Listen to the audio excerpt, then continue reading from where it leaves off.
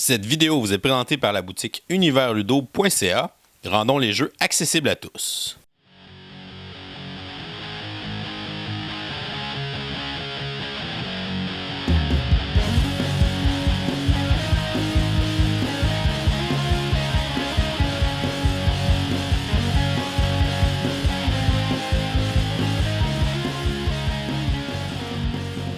Salut les gamers, bienvenue à Professeur Board Game, je m'appelle David. Moi c'est LP. Aujourd'hui, on va vous faire un top 10 de nos jeux les plus attendus pour le Gen Con. Donc on retourne au Gen Con cette année. Donc on voulait vous montrer quels jeux qu'on attend le plus, les jeux qu'on a hâte d'aller voir, qu'on a hâte d'aller s'acheter au Gen Con. Ouais, principalement en fait les jeux qu'on a hâte d'aller s'acheter. Moi personnellement je pense que David a fait la même chose. J'ai mis de côté tout ce qui était en démo. Fait que moi j'ai fait vraiment un top 10 des jeux que j'ai hâte d'aller me procurer. Je dis pas que je vais aller me procurer les 10, c'était bien trop cher. Mais les 10 jeux que j'ai le plus hâte de voir pour peut-être potentiellement me l'acheter, me le procurer à tout le moins pendant la convention. Ouais, moi aussi, ça a été un de mes critères de sélection parce que bon, c'est sorti Gen Con, ça veut dire beaucoup de choses là, sur Internet. Il y en a que c'est juste en démo, il y en a des fois c'est juste le prototype qu'on vous montre pour la première fois. Il y en a c'est des ventes limitées, on en a 100 par jour à vendre, fait que ça on peut quand même le procurer. Puis il y en a c'est vraiment des ventes qu'on en a des milliers puis qu'on en a assez pour tout le monde. Fait qu'il y a différentes sortes de ventes qui vont se faire là, donc on vous présente nos top 10 des jeux les plus attendus pour Gen Con 2019. Donc, prévision, combien de croisements? Moi, je dis 3. Moi, je dis 2. Et on s'en va voir ça.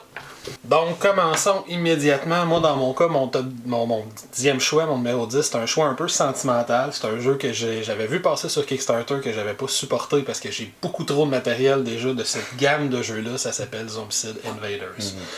Dans le fond, je sais que probablement je ne l'achèterai pas celui-là parce que j'ai déjà tout ce qui s'est fait en Zombicide à part quelques promos de la première saison. Fait que j'ai déjà beaucoup trop de matériel. Mais je suis quand même curieux de voir quel twist ils ont amené à Zombicide pour rendre ça dans l'espace. Le nouveau est dans l'espace. Puis il y avait quand même eu une super belle amélioration entre le Zombicide contemporain et le Zombicide médiéval. Fait que je suis curieux de voir s'ils ont réussi à amener ça encore à un autre niveau. Pour cette nouvelle version. Fait qu'on sait que c'est Simon, donc des super belles composantes, plein de matériel, il y a des exclusivités, un paquet de cassants, puis on est à Gen Con, fait que des fois on a accès à certaines exclusivités. Donc, mon numéro 10, Zombicide Invaders. Oh, bon choix. Moi, mon numéro 10, c'est un petit jeu, un petit filler, un petit jeu de cartes qui s'appelle Pointe Salade. Donc, salade de pointe. C'est un jeu qu'on va drafter des cartes tout simplement. Il y a des cartes qui représentent des légumes qu'on peut drafter, des salades, des radis, des carottes. Puis, on a des cartes qui sont des objectifs. Fait que, si tu as 2 carottes puis 3 céleri, ben, ça te donne tant de points. Fait qu'on va drafter à la fois les ingrédients qu'il nous faut, puis à la fois les recettes qu'on veut aussi faire avec nos différents ingrédients. Fait que ça a l'air super sympathique comme jeu de draft. C'est un jeu qui sera pas très dispendieux. Donc, salade de points, ça serait mon numéro 10. Je continue avec mon numéro 9. Mon numéro 9, c'est un jeu de Vesuvius Media. C'est un jeu qui s'appelle Nocturion. La principale raison, en fait, c'est la compagnie. C'est la compagnie qui avait fait Century Saga, qui est un petit jeu très obscur que j'avais vraiment beaucoup aimé. Fait que, ne serait-ce que pour ça, je suis curieux de voir qu'est-ce qu'ils ont réussi à amener. Parce que là, tu es dans un jeu de contrôle de territoire, il y a du placement de dés, il y a les joueurs vont avoir à gérer leur faction, là, fait que tu as gestion de ressources, placement d'ouvriers, dans un univers assez sombre, chacun ses pouvoirs, ses habiletés, chaque faction ses pouvoirs, ses habiletés. Le visuel est assez sombre, assez intéressant, c'est quelque chose qui m'attirait. Pas assez pour que je le supporte sur Kickstarter sans voir un produit fini, mais assez pour que j'aille voir à leur boot, puis que si c'est quelque chose qui a l'air aussi intéressant, puis si j'ai l'occasion de l'essayer, peut-être c'est quelque chose à acheter, fait que c'est surtout la compagnie qui m'attire vers celui-là. Nocturion, mon numéro 9. Non, on n'a pas entendu parler de celui-là. Ouais. Mon numéro 9, moi, ça me prend un peu aussi par les sentiments. C'est aussi un jeu qui a passé sur Kickstarter que j'avais failli supporter. C'est un jeu qui est en lien avec ma vraie job d'enseignant de sciences. Donc, c'est un jeu qui s'appelle Periodic, A Game of the Element. Donc, c'est un jeu sur le tableau périodique. Donc, ça m'attire beaucoup parce que, bon, la chimie, c'est la science probablement que j'aime le plus enseigner. Le tableau périodique, c'est des choses que j'adore enseigner avec mes élèves et tout ça. Donc, quand j'ai vu qu'ils ont fait un jeu là-dessus, ben, c'est sûr que ça a piqué ma curiosité. Donc on va se promener avec nos jetons sur le tableau périodique pour essayer de collecter différents éléments, puis essayer de compléter les recettes pour faire différentes molécules et tout ça. Donc ça a l'air vraiment sympathique, puis le fait d'utiliser un tableau périodique dans un jeu pour aller faire des vraies découvertes scientifiques. Ça, si je me trompe pas, c'est le gars qui avait fait Subatomic. C'est la même compagnie, c'est Genius Game, qui ont fait Ion, Subatomic. Les jeux spécialisés dans la science. Cytosis aussi avec les cellules. Donc c'est tous des bons jeux. C'est la prochaine sortie qu'ils vont avoir à Gen Con périodique, donc c'est sûr que je vais aller regarder ça. Donc ça serait mon numéro 9. Je continue avec mon numéro 8, un jeu sur lequel j'ai vraiment pas beaucoup d'informations. C'est mon titre le plus long. Ça s'appelle Jonathan Strange and Mr. Norrell, a board game of English Magic. C'est de Obscure Game. Dans le fond, ça, c'est que c'est inspiré d'un roman. Puis c'est un univers très particulier dans le roman où il y a un retour de la magie dans l'Angleterre du 18e, 19e siècle. Okay. Puis là, fait que dans le jeu, on va incarner un des magiciens, un des personnages du roman qui va se promener de cour en cour, qui va combattre les forces du mal qui envahissent l'Angleterre, qui va tenter de devenir le magicien le plus renommé. Je sais qu'il y a des mécaniques de sélection d'actions, un certain nombre d'actions par tour. J'ai regardé un peu les composants du jeu. J'ai pas trouvé de vidéo complète là, qui me satisfaisait pour voir exactement comment ça allait fonctionner. Mais juste le fait qu'il soit basé sur ce roman-là, qui est un roman très particulier, ça m'a surpris. Avant de vérifier la liste de ce qui sortait pour faire notre top 10, je savais même pas que ce jeu-là allait être à Gen Con. Quand je l'ai vu passer, là, j'ai pris un peu d'informations. Puis l'univers du livre est vraiment intéressant. Fait que je suis curieux de voir qu'est-ce qu'ils ont réussi à faire avec ça. Puis ils ont été chercher un style visuel un peu victorien dans les composants du jeu. Fait que c'est quelque chose que j'ai trouvé intéressant aussi. Fait que très curieux de voir qu'est-ce que ça va donner. Jonathan Strange and Mr. Norrell, le board game de la magie en Angleterre. Très cool. Ouais. Mon numéro 8, c'est aussi un jeu qui avait été sur Kickstarter, que j'avais pas supporté mais que j'avais regardé un petit peu. C'est un jeu qui s'appelle Parks. Ouais. Donc c'est un jeu qui est dans l'univers des parcs nationaux aux États-Unis. Donc on va aller jouer des randonneurs qui vont se promener, puis qui vont essayer de prendre des photos, trouver des trucs dans les parcs nationaux. Et toutes les photos, les images sont inspirées de ces vrais endroits-là physiquement. Donc il y a quand même une grosse partie de recherche qui a été faite. Le visuel est super beau encore une fois, des belles composantes, parce que c'est un jeu qui a quand même passé sur Kickstarter. Ouais. Donc je pense que c'était la réédition d'un jeu qui avait été fait la première fois, puis là c'est comme une deuxième édition un peu refaite visuellement, tout ça. Donc je trouvais un thème original, quelque chose de rafraîchissant puis d'éducatif en même temps, fait que je trouvais ça intéressant comme jeu. Donc mon numéro 8, ce serait le jeu Parks. Dans mon cas, mon numéro 7, c'est un jeu qui s'appelle Court of the Dead. Dans ce jeu-là, dans le fond, on est des espèces d'agents, des forces du royaume de la mort, du royaume des morts. On est tanné du conflit éternel, Heaven, Hell.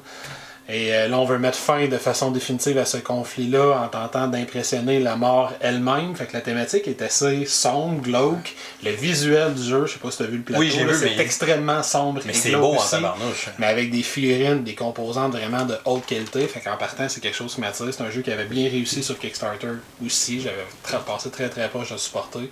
Alors, on est vraiment dans le jeu de type conflit de territoire, contrôle de territoire, avec des pouvoirs particuliers pour chaque faction aussi. Fait que c'est un type de jeu qui m'appelle aussi, qui m'intéresse aussi. Fait que des super composantes, une thématique originale dans le twist de jeu de guerre. Fait que je suis curieux de voir qu'est-ce que ça va donner, mon numéro 7. Court of the Dead, celui-là, c'est sûr que je vais aller le voir. Mon numéro 7, c'est un jeu dans l'univers de Marvel, des super-héros. Je pense que c'est quoi? C'est un jeu qui s'appelle Sinister Six, qui va être basé évidemment sur les ennemis de Spider-Man. Donc on va incarner les Sinister Six et on va aller faire des vols de banque ensemble. C'est un jeu où on va jouer des cartes et chaque vilain va avoir ses cartes, ses différents pouvoirs, ses choses. Puis chacun va essayer de tirer un peu son épingle du jeu en ayant une plus grosse part de butin que les autres. Fait que c'est un jeu comme un peu semi-coopératif dans le sens où on va faire les vols de banque tout le monde ensemble, mais chacun essaye d'en profiter le plus possible puis de faire le plus d'argent possible. Mais si on fait pas attention, on peut se faire attraper par Spider-Man dans le dernier tour du jeu et ça nous élimine de la partie si jamais Spider-Man nous attrape pendant qu'on fait ces coups-là. Donc ça a l'air vraiment sympathique, c'est un visuel un peu rétro, un peu comme El Hydra avait eu. C'est la même compagnie. C'est la même compagnie, c'est Spin Master qui amène ce petit jeu-là. Il n'y a pas beaucoup d'informations, il n'y a aucune vidéo faite sur ce jeu-là que j'ai trouvé. Des fois, ils sont capables de sortir un petit jeu qui sort nulle part. Mais c'est ça, la twist a l'air cool, puis la dynamique a l'air intéressante autour du jeu, puis évidemment, avec l'univers de Marvel, Spider-Man, ça rajoute un petit quelque chose d'intéressant. Donc, Sinister Six qui serait mon numéro 7. C'était mon choix numéro 11. Oh, je pensais qu'on allait faire un crossover avec lui. Non, j'y avais pensé, mais non. Je m'en vais vers mon choix numéro 6. C'est probablement le plus petit jeu peut-être que j'ai. C'est un petit jeu qui s'appelle Busk de Floodgate Games. Celui-là, il y a déjà des vidéos, là, comment il y a plusieurs reviewers qui l'ont déjà reçu. Là. Selon, on peut aller chercher quand même pas d'informations sur ce jeu-là, mais j'ai beaucoup aimé comment le jeu, il est très beau là, sur le plateau, il fait pendant un petit peu un effet photosynthèse. Ouais, il y a des arbres. Il y a des arbres. Puis l'idée, c'est que dans une première moitié du jeu, on passe la première moitié du jeu à placer ses arbres stratégiquement à tour de rôle sur le plateau. Puis dans la deuxième moitié du jeu, il va vanter de différentes façons. Puis les arbres vont perdre leurs feuilles. Fait que là, on va enlever l'arbre qui perd ses feuilles. Puis on va mettre toutes les feuilles selon la direction du vent, la distance qu'il y a avec le bord du plateau et tout ça. Puis à la fin du jeu, on va tout simplement marquer des points. Le plateau est divisé en différentes zones. Puis dans chaque zone, celui qui est majoritaire en termes de feuilles. Ben, fait que quand tu places, va marquer ses points, il faut vraiment que tu penses à comment tu vas placer tes arbres pour que dans la deuxième moitié du jeu, je vais calculer que lui ça va souffler de même, lui ça va souffler de même, lui ça va souffler comme ça. Fait que ça va super intéressant, c'est super beau. Étrangement, ça me faisait penser un petit peu, même si c'est pas du tout la même mécanique, à un jeu que j'aime beaucoup qui s'appelle Biblios, parce que lui aussi il est vraiment coupé en deux sections dans le jeu. On commence par faire ça, quand c'est fini, on fait ça, puis on compte les points à la fin. Ça me faisait penser un petit peu à ça, avec des visuels super intéressants. Fait que je suis très curieux de voir le résultat sur le plateau, là. Je suis très, très curieux de l'essayer. Fait que mon numéro 6, Busk. Mon numéro 6, c'est un gros jeu. C'est un gros jeu euro qui s'appelle Black Angel. Donc, c'est le nouveau jeu de Pearl Game. C'est un jeu de gestion où on est dans un vaisseau spatial. On a les derniers êtres humains vivants avec nous. Puis, en fait, on incarne des intelligences artificielles qui gèrent le vaisseau puis qui veulent l'emmener sur une nouvelle planète pour pouvoir installer les humains restants puis recommencer notre race. Donc, c'est un jeu de gestion, de planification. Ça se passe avec des dés aussi qu'on va recruter pour faire différentes actions, construire des robots, faire différentes choses avec ça. Fait que ça a l'air d'être un gros jeu de gestion super intéressant avec beaucoup d'options puis de choix déchirants comme on retrouve dans tous les bons jeux euro. Avec un super visuel aussi, le board, tout ça, c'est très très beau. Ça a l'air d'une super belle production. Donc, mon numéro 6, ce serait Black Angel. Excellent choix. Maintenant, mon numéro 5, c'est un petit jeu qui se joue strictement à 2 joueurs. Ce qui m'a attiré de ce jeu-là, en fait, c'est sa thématique qui est, selon moi, sous-exploitée dans le board game. C'est un jeu politique qui reprend une crise célèbre et c'est un jeu qui s'appelle Watergate. Dans ce jeu-là, il y a un joueur qui va contrôler l'administration Nixon et qui tente de pas démissionner. Puis il y a un autre joueur qui va tenter d'exposer la vérité à propos de l'administration, d'exposer les mensonges de l'administration Nixon. Fait que là, on a un petit jeu, je suis même pas au courant exactement de ça va être quoi les mécaniques qu'il va y avoir à l'intérieur du jeu. Si j'ai bien compris, c'est un jeu qui est déjà sorti en Europe. Il y en a beaucoup qui le comparent à Twilight Struggle, mais qui joue en 45 minutes. C'est ça qui est plus simple. Là. Fait que je suis même pas sûr exactement de la mécanique, comment ça va fonctionner, mais si je peux avoir un bon jeu politique, sur la politique, peu importe là, que ce soit politique américaine ou internationale, dans ce cas-ci, c'est la politique américaine. Mais un bon jeu politique, un bon duel, dans une durée de jeu qui est raisonnable, c'est quelque chose qui me parlerait énormément. Les seuls bons jeux politiques que je connais, c'est justement Twilight, puis 1900... le jeu de Kennedy, là. Kennedy vs Nixon. Ça a l'air que ça te prend Nixon pour faire un jeu politique américain. Donc, fait que c'est un jeu qui m'apparaît beaucoup à cause de sa thématique. J'ai pratiquement pas vu de composantes, fait que je sais pas exactement il va avoir l'air de quoi, mais je sais très certainement je vais aller voir ça à Gen Con. Mon choix numéro 5, Watergate. Mon choix numéro 5, c'est un tout petit jeu de cartes qui s'appelle Eternal Chronicle of the Throne. C'est un petit jeu de deck building qui a l'air bien sympathique, qui est fait par le même auteur que Clank. Donc évidemment, ça me parle, ça attire mon attention. Donc c'est lancé encore une fois par Direwolf Digital avec Renegade ensemble. Donc je sais que c'est basé sur une licence... Direwolf a un jeu qui s'appelle Eternal, qui est comme un jeu en ligne. Fait que je pense que c'est comme un dérivé du même univers, mais avec un petit jeu de cartes physique cette fois-ci, qu'on va pouvoir jouer. Ça a l'air vraiment sympathique, ça a l'air simple, un peu dans un genre de Star Realm ou d'un Hero Realm. Je pense que ça va être dans cette simplicité-là. Ça va jouer à 2, ça va jouer rapidement, puis genre de petit jeu qu'on va enchaîner les parties. Encore une fois, un super beau visuel pour ce jeu-là. C'est un visuel qui ressemble à Clank, c'est peut-être les mêmes dessinateurs là, même qui ont fait ça, j'ai pas vérifié. Mais un petit jeu de deck building comme ça, on est toujours intéressé à aller regarder de quoi ça a l'air. Donc mon numéro 5, Eternal, The Chronicles of the Throne. Tu vois, ça, c'en était un autre que. Je t'avais dit que j'étais à 15, puis il a fallu que j'en coupe 5, puis il était dans les 5 qui se sont fait couper. Fait que je continue avec mon numéro 4. Mon numéro 4, c'est un deck building aussi, par contre. C'est un deck building que j'ai eu par deux fois l'occasion de backer, mais les deux fois, parce qu'il a sorti deux éditions, les deux fois, les shippings c'était tellement astronomique pour la quantité de matériel qu'il y avait que j'ai passé mon tour. Puis l'an dernier à Gen Con, il n'y avait pas de boot de cette compagnie-là, une compagnie qui s'appelle Wyvern Gaming. Là, ils vont en avoir un, fait que je vais aller voir un jeu qui s'appelle Cthulhu, The Horror in Dunwich, qui est la deuxième version de Cthulhu Deck Building Game. Okay. Fait que c'est deux boîtes de base que tu peux mélanger. Je vais aller voir pour la deuxième boîte, la plus récente. Fait que c'est vraiment un deck building dans l'univers de Cthulhu, un de mes univers préférés autant en littérature qu'en jeu de société. Et le visuel de ce jeu-là, c'est quelque chose qui me parlait énormément parce que là, on va chercher des dessins un peu. C'est un peu bizarre comment c'est dessiné. C'est un univers un peu éclaté dans la façon dont il l'a représenté avec des dessins. C'est pas net comme, mettons, ce que Fantasy Flight a fait là, ouais. Avec leur dessin, avec du vrai comique. Là, c'est quelque chose d'éclaté dans la façon dont c'est dessiné. Fait qu'un deck building, une de mes mécaniques préférées, Cthulhu, un de mes univers préférés. J'ai hâte de voir. Ça peut juste fonctionner ensemble. Ça peut juste fonctionner. Il suffit que la mécanique soit juste un peu correcte, puis c'est sûr que je vais. Et coopératif aussi, je pense. Ouais, il est coop. C'est un deck building coop dans le univers de Cthulhu. Il faut battre les grands anciens. Fait que c'est plein de belles recettes pour moi. Fait que j'ai très très hâte d'essayer ça, The Horror in Dunwich. Puis lui, je sais que je vais l'avoir. Fait que c'est encore plus intéressant. C'est sûr que je vais l'avoir. Donc, deck building de Cthulhu, mon numéro 4. Mon numéro 4, moi, c'est un petit jeu de roll and ride qui s'appelle Cartographer, a Role Player Tale. Donc, c'est un jeu, encore une fois, dans l'univers de Role Player, un peu comme Lock-Up avait été. Fait que c'est le même visuel, le même univers médiéval fantastique, style Donjon Dragon. Donc, on va être des cartographeurs qui travaillent pour le roi, puis on va devoir faire une carte de la région. Donc, on va avoir des cartes qui vont nous donner des choses à dessiner. Fait qu'on va avoir des choix sur les cartes. Là, je peux dessiner une forêt ou je peux dessiner un village. Puis, on va avoir des espèces de formes à la Tetris aussi d'associer à ça. Fait que je vais dessiner ça sur ma carte, puis je vais essayer de faire des points avec ça. Ce qui est le fun dans le jeu comparé à plein d'autres roll and ride, c'est qu'il y a un système d'objectifs un peu comme dans Isle of Skye, pour ceux qui ont déjà joué.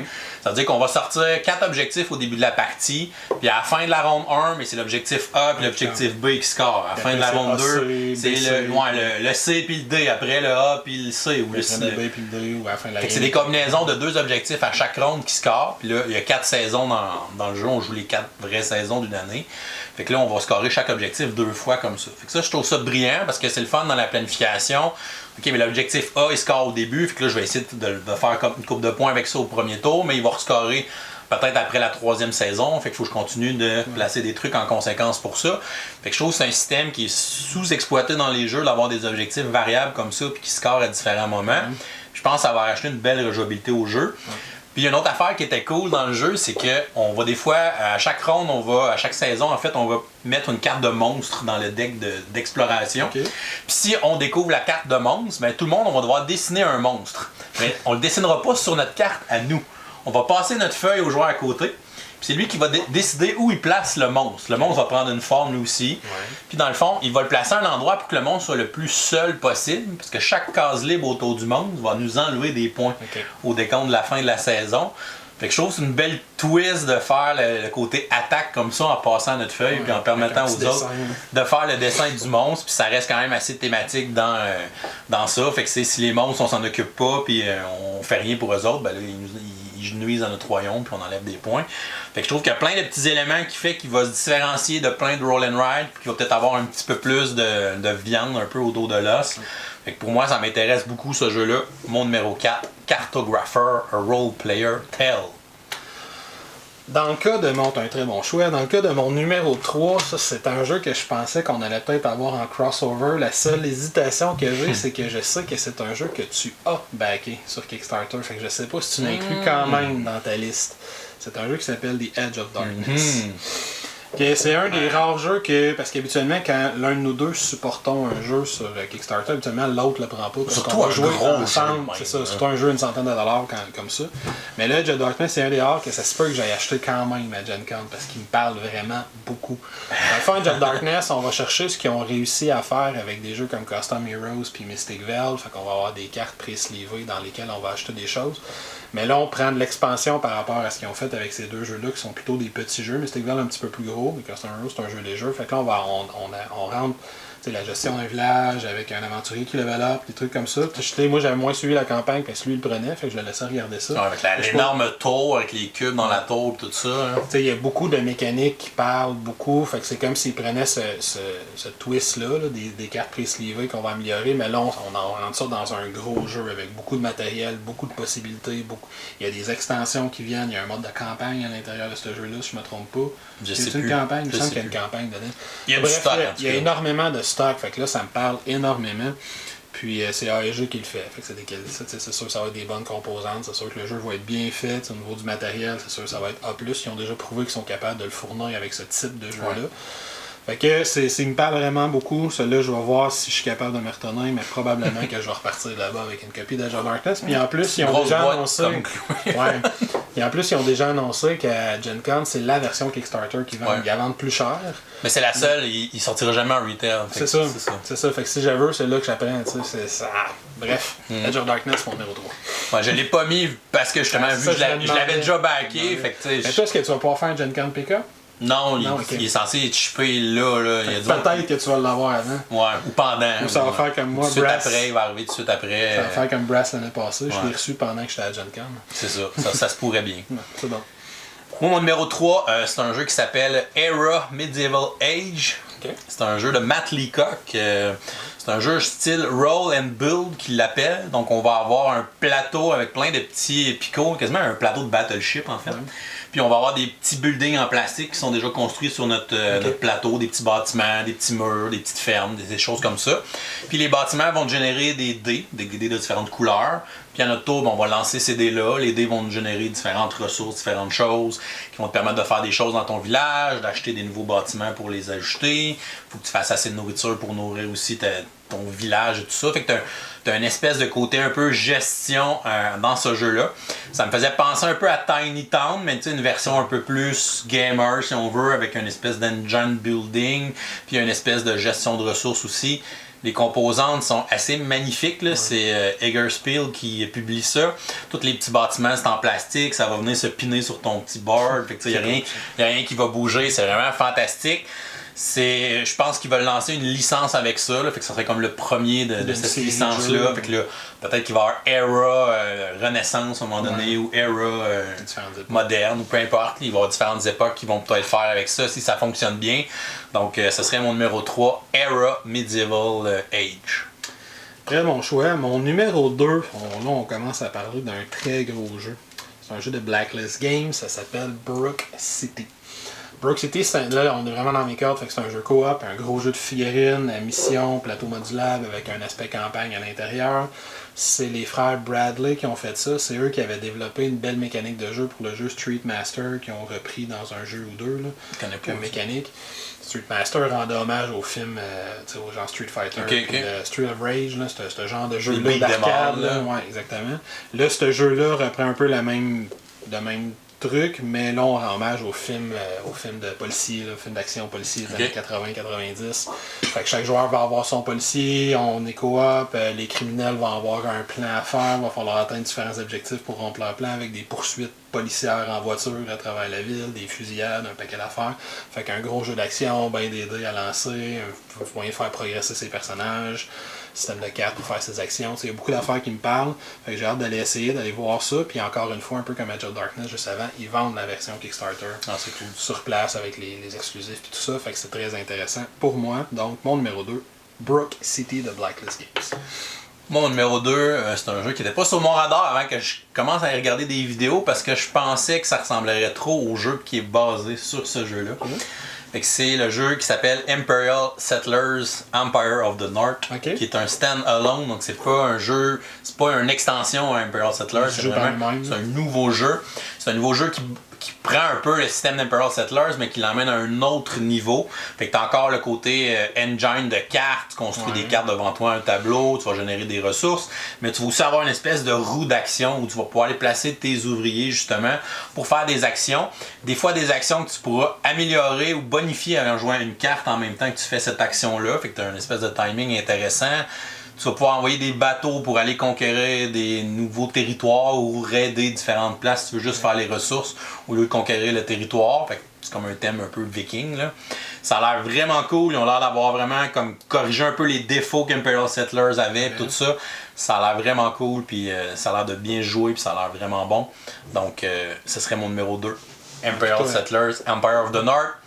Puis toi, Imperial Settlers, il était dans mon top 10 quand même. Là, puis si celui-là il est meilleur, on parle de quelque chose de solide. C'est ça. Ouais, effectivement. Fait que ça se mérite le numéro 2 dans ma liste. C'est drôle parce que moi aussi, mon numéro 1, c'est un jeu d'une licence qui existe déjà, qui était aussi dans mon top 10, mon 3, mon numéro 3 ou 4, si ma mémoire est bonne. Un de mes jeux préférés à vie qui s'appelait Legendary Encounter Alien de Deck Building Game, qui était un de mes jeux préférés à vie. Là, ils ont fait Predator, ils ont fait X-Files. Et cette année, c'est pas garanti encore, mais ça a l'air qu'ils vont sortir James Bond. Ouais, ils l'ont pas annoncé, mais... Ils ont annoncé qu'ils avaient acheté les droits. Ouais. Puis ils ont fait une sortie il y a 2 ans, comme tu disais. Il y en a une à chaque année. L'année passée, ils ont sorti X-Files, qui était réussi. C'était pas leur meilleur, X-Files dans les Encounter, mais il est réussi. Puis là, cette année, ils sortiraient apparemment. Il avait annoncé une sortie d'un Encounter James Bond pour l'été 2019. Si c'est pas à Gen Con, c'est niaiseux de sortir à un autre moment de l'été. Donc, je m'attendrais à voir ça. J'espère qu'ils vont bien le réussir. Parce que X-Files, ils ont vraiment garoché les 9 saisons, les 10 saisons d'X-Files dans la même boîte, alors qu'ils auraient pu se laisser de la place à des expansions, puis mieux explorer chacune des saisons. J'espère qu'on n'aura pas 25 films dans la même boîte, qu'on va avoir, je sais pas, une boîte avec juste Sean Connery, par exemple, avec des extensions, tu peux acheter les autres acteurs, puis leurs vilains, puis etc. Ça pourrait être intéressant. Bref, je sais pas comment ils vont faire ça. À chaque jeu, à chaque encounter, ils ont réussi à amener une nouvelle petite twist au niveau des règles. Le vaisseau de Serenity, le mode 1 vs 1, le mode de confrontation de prédateurs, le marché qui était caché dans X-Files. Ils ont tout le temps réussi à amener quelque chose de différent. Je ne sais pas ce qu'ils amèneraient dans James Bond. Mais je serais curieux de voir ça. C'est une de mes licences de films préférées à vie. Tu combines ça avec une de mes licences de jeux préférées à vie. Je vois pas comment ça peut pas fonctionner. Ça peut juste être bon. Il pourrait juste me le donner et me dire, m'avertir, m'envoyer la facture par la poste. Ça serait bien parfait. Et voilà. Donc, mon numéro 1, Legendary Encounter, James Bond. Je suis très curieux de voir qu'est-ce qu'ils vont faire avec ça. Mon numéro 1, c'est un jeu qu'on avait entendu parler l'année passée parce qu'on avait justement rencontré les auteurs sur place à Gen Con. C'est un jeu qui s'appelle The King's Dilemma, Horrible Games. Un espèce de jeu campagne legacy où on joue les conseillers du roi, en fait, qui gèrent le royaume à la place du roi. Parce que le roi sait pas trop quoi faire ou il est peut-être malade, je sais pas.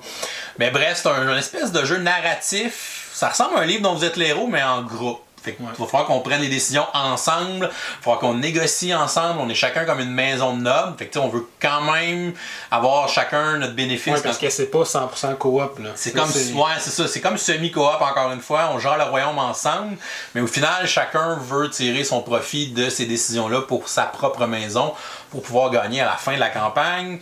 J'ai entendu dire que ça durerait une quinzaine de games de 1 heure. C'est quand même une bonne longueur de partie là, pour un jeu de ce style-là. C'est une bonne longueur de campagne aussi. Ça a de l'allure, une quinzaine de parties.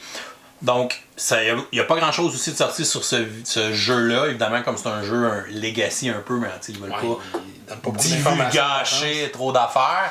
Mais c'est ça, c'est un système de cartes. Donc, on va piocher une carte de crise, on va ensuite lire les informations qui sont dessus, on va choisir la solution qu'on veut régler cette crise-là. Ça va nous emmener à ouvrir une autre enveloppe, et dans l'autre enveloppe, il va y avoir d'autres cartes, il va se passer d'autres choses. Fait que c'est comme un peu des branches d'arbres qui vont tranquillement s'ouvrir, puis on va choisir des choix en choix. Je sais qu'il y a plusieurs fins possibles au jeu, à la campagne. Fait que ça, c'est quand même drôle, là. Ça me fait penser à des jeux vidéo un peu... Comme les vieux RPG qui avaient des fins ouvertes. Là, différentes fins comme Chrono Trigger. Là. Il y avait comme plein de fins différentes. Fait que c'est ça. Fait que ça, c'est intéressant encore une fois. C'est un jeu qu'on ne pourra pas refaire malheureusement plusieurs fois avec la même boîte. Mais je pense que l'expérience devrait être assez intéressante aussi. Donc j'ai hâte de voir ça de King's Dilemma. Qu'est-ce que ça va nous présenter comme expérience de jeu. Donc ça serait mon jeu le plus attendu pour Gen Con cette année. Très bon choix. Et c'est ce qui conclut notre top 10 des jeux les plus attendus pour Gen Con, pour les jeux qui seront en vente. Ouais. Mais à part ces 10-là, on va juste vous en nommer quelques-uns d'autres qui ont piqué notre curiosité puis qu'on pense à les regarder ou peut-être se procurer. Donc sans explication, juste les nommer comme ça. Donc moi, je veux regarder le jeu Pipeline, un jeu économique, King Domino Duel, Sushi Roll, God of War, le jeu de cartes, qui va être en démo, que j'ai hâte de voir aussi, et le jeu Sanctum, qui est basé un peu sur Diablo, qui va aussi être en démo, des jeux qui ont piqué mon intérêt. Moi aussi, en termes de démo, là, il y en a plusieurs. Il y a Dwellings of Eldervale qui viennent juste d'annoncer qu'il va avoir le démo. C'est la campagne Kickstarter vient de finir. Stygian Society, God of War, notre premier vrai crossover. Moi aussi, je vais aller voir ça. Il est ensemble. Moi, j'ai Barrage, Fight Club, Onimaru, Mechanica, puis Dominions, Road to Civilization. Dominations, Road to Civilization, qui sont des jeux que je vais aller voir, qui sont champ démo. Fait que finalement, on n'avait pas de crossover. Aucun crossover. Mais en fait, les 3 que David pensait que je mettrais, ils étaient dans les 5 jeux que j'avais coupés pour baisser ma liste à 10. Qui était quand même pas loin. Quand même pas loin. Donc, on aimerait ça savoir, vous, c'est quoi les jeux que vous attendez le plus à Gen Con? Quels sont les jeux que vous voulez qu'on aille regarder, ceux qui ont piqué votre curiosité? On va essayer de tourner les petits segments, fait que si vous avez des demandes spéciales, faites-nous savoir s'il y a des jeux que vous voulez qu'on aille voir, que vous voulez qu'on aille essayer pour vous en donner des nouvelles en revenant de Gen Con dans une semaine et demie, dans 2 semaines. Écrivez-nous ça en commentaire, ce que vous voulez qu'on aille voir, des éditeurs que vous voulez qu'on aille voir, des designers vous voulez qu'on essaye d'aller voir, on va faire des entrevues aussi là-bas. Bref, laissez-nous des commentaires sur ce qui attire votre attention pour le Gen Con cette année et on va essayer d'aller couvrir ça pour vous sur place. On a un horaire assez chargé cette année. On va faire ce qu'on peut parce qu'il y a beaucoup de choses à faire et à voir à Gen Con. Ouais. Donc, et voilà, c'est tout pour aujourd'hui. Si vous n'êtes pas encore abonné à notre chaîne, vous pouvez le faire en cliquant le petit bonhomme ici dans le coin en bas. Sinon, vous pouvez nous suivre sur Twitter, Facebook, Instagram à Professeur Board Game ou vous pouvez venir nous supporter sur notre page Patreon. On vous souhaite une excellente fin de journée et continuez de gamer. À la prochaine. Ciao!